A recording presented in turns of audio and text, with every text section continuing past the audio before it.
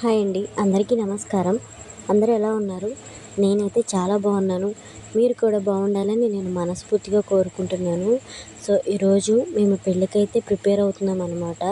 పెళ్ళంటే చెప్తాను. సో, ముందు నేనైతే శారీ కోసం అయితే నేను వెతుక్కుంటున్నాను. ఏ శారీ బాగుంటుందా ఏంటా అని చెప్పేసి శారీ ఇంకా జ్యువెలరీ ఏది బాగుంటుందా అని చెప్పేసి వెతుక్కుంటున్నాను అనమాట. వెతుక్కుంటుంటే నాకు ఆ శారీ అయితే కనపడింది.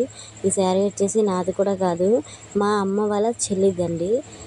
అయితే ఒకసారి మా ఇంటికి వచ్చినప్పుడు నా కోసం అని చెప్పేసి ఆ శారీ తీసుకొచ్చి నాకు ఇచ్చింది. నా కోసమే ఎందుకు తెచ్చిందంటే, నేను అక్కడ ఒక పెళ్ళికి అటెండ్ అవుతానికి వెళ్ళాను. నేను కట్టుకెళ్ళిన శారీ నచ్చలేదని చెప్పేసి ఆవిడ ఆ శారీ కట్టి నాకు పెళ్ళికి వెళ్ళమని చెప్పింది అనమాట. అప్పటి నుంచి నాకు ఆ శారీ ఏంటంటే నాకు బాగా నచ్చింది. అప్పుడు కట్టుకున్నాను, ఇప్పుడు కూడా కట్టుకున్నా. కలర్ నాకు బాగా సూట్ అయినట్టు అనిపించింది. అందుకే ఆ శారీ అయితే మా చిన్నమ్మకి ఇవ్వలేదు.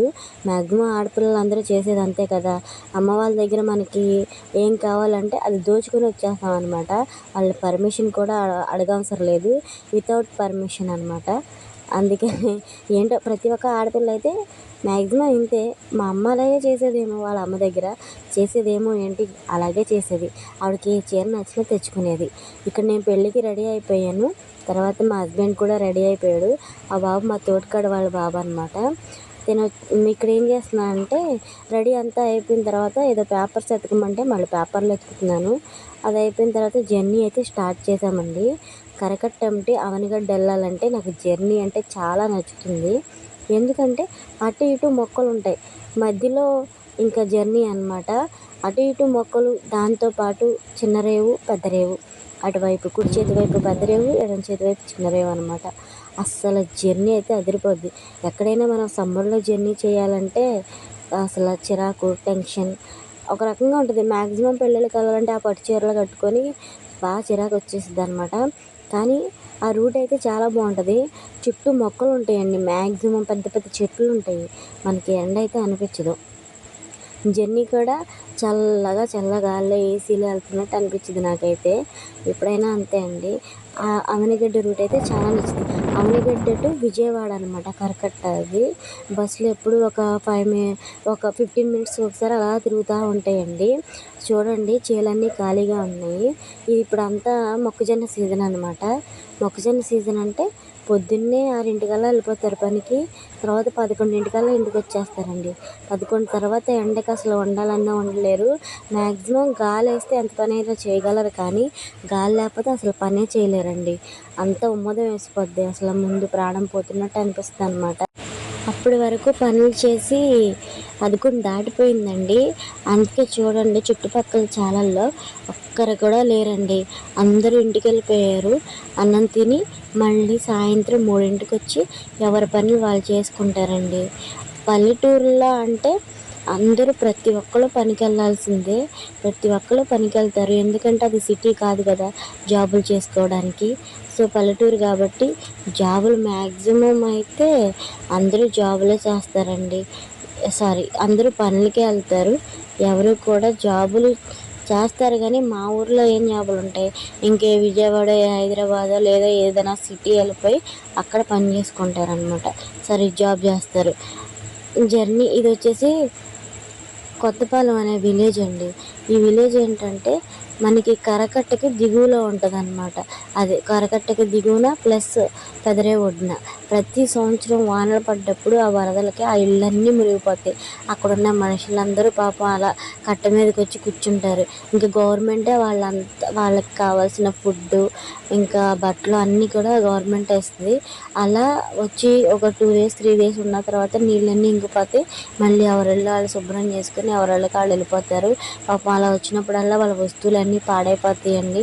మళ్ళీ పాపం వాళ్ళు అవన్నీ కొనుక్కొని చేసుకొని నాకు ఎంత బాధ అనిపించిందో. లాస్ట్ ఇయర్ నేను అలాగే వెళ్ళి చూశాను. వాళ్ళని చూస్తే చాలా జాలనిపించింది. చిన్నపిల్లలు, ముసలి వాళ్ళు అలా కట్ట మీదకి వచ్చేసి అలా రోడ్ల మీద ఉండటం. పూలు లేవండి, పూలు మర్చిపోయాను. ఇంటి దగ్గర మొక్కలు ఉన్నాయి, కానీ కొయ్యలేకపోయాను. ఎందుకంటే పని చేసి వచ్చాను కదా. కొంచెం అలాగే ఇంటికి వచ్చిన తర్వాత కూడా నాకు ఒళ్ళు నొప్పులు అలా వచ్చేసి ఒక రకంగా నీరసంగా అనిపించింది. ఇంటి దగ్గర పని చేసుకున్నాను. ఈ తర్వాత రెడీ అయిపోయేసరికి అప్పటికే చాలా లేట్ అయిపోయింది. అక్కడ వారపు దగ్గర రేటు తక్కువ అంటే పూలు అక్కడ తీసుకున్నా. మూర 30 రూపాయలేనండి మల్లెపూలు. బాగున్నాయి, ఇంకా ఎక్కువే ఇచ్చారు ఆవిడ. ఇప్పుడు పెళ్లి దగ్గరికి అయితే వచ్చేసాను. ఇక్కడ ఒక 4 మాటలు అయితే నేను ఇవ్వను, వాయిస్ ఓవర్. చాలా బాగుంటుంది, వినండి.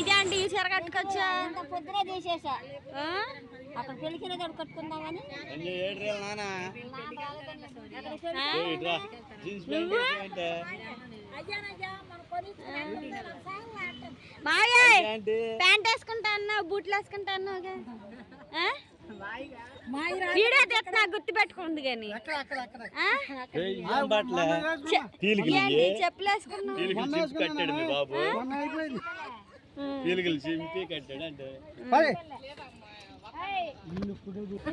మరి పెట్టే పని నువ్వన్నా తెచ్చుకునే పనిగా, నువ్వన్నా తెచ్చుకునే పని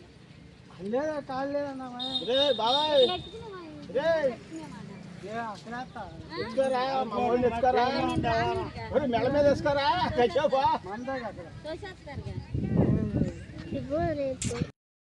అలా అక్కడ సరదాగా కొంతసేపు మాట్లాడుకున్న తర్వాత ఇంకా పెళ్లి దగ్గరికి అయితే స్టార్ట్ అయ్యిందండి.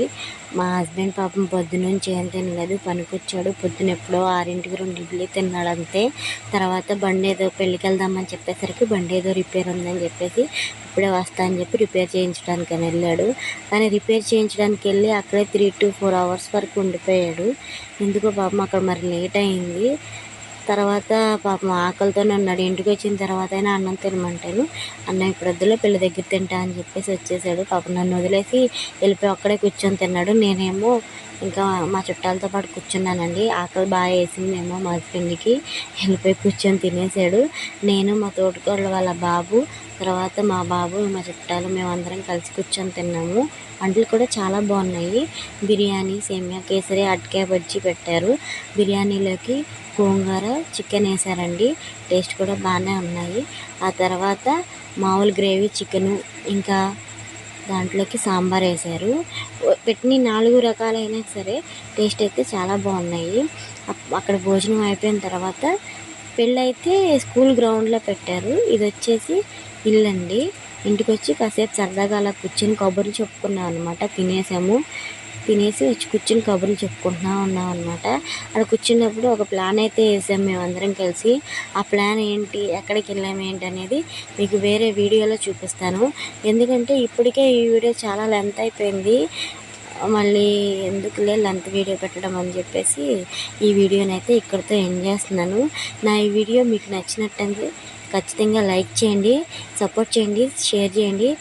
నేనైతే మీ సపోర్ట్ కోసం ఎదురు చూస్తూ ఉంటాను అనమాట. Love you all, bye bye. Thank you for watching అండి. Thank you, bye bye.